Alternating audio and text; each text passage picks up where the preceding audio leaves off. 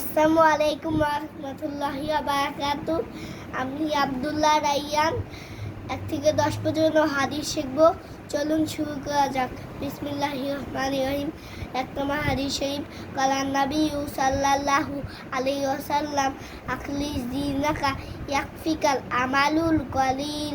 1 নম্বর হাদিস শরীফের অর্থ, তোমার ইমানকে খাঁটি করো, অল্প আমলি নাজাতের জন্য যথেষ্ট হইবে। 2 নম্বর হাদিস শরীফ, খায়রুকুম মান তাআল্লামাল কুরআন ওয়া আল্লামা।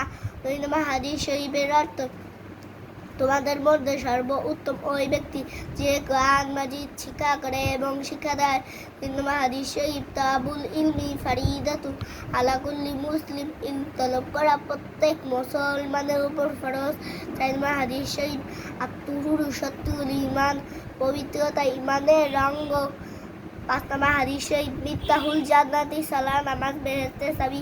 6 নম্বর হাদিস শরীফ, আওয়াল মা ইউহাসাবু ফিল আবদি আমাল কিয়ামতি সালাহ। 6 নম্বর হাদিস শরীফের অর্থ, কিয়ামতের দিন সর্বপ্রথম নামাজের হিসাব হইবে। 7 নম্বর হাদিস শরীফ, ফাদলুল আলিমি আলাল আবিদি কাফাদলি আলা আদনাকুম। 7 নম্বর হাদিস শরীফের অর্থ, তোমাদের মধ্যে সর্বাপেক্ষা ছোট ব্যক্তি হইতে আমার মতবা যত বড়, বেইলম আবেদের সে একজন খাঁটি আলেমের মতবা তত বড়। 8 নম্বর হাদিস শরীফ, আদ-দুআ হুয়াল ইবাদাত, দোয়া ইবাদত। 9 নম্বর হাদিস শরীফ, মাল্লাম ইয়াসআলিল্লাহ ইয়াগদাব আলাইহি। 9 নম্বর হাদিস শরীফের অর্থ, যে ব্যক্তি আল্লাহ তাআলার নিকট দোয়া করে না, আল্লাহ তাআলা রাগান্বিত হয়।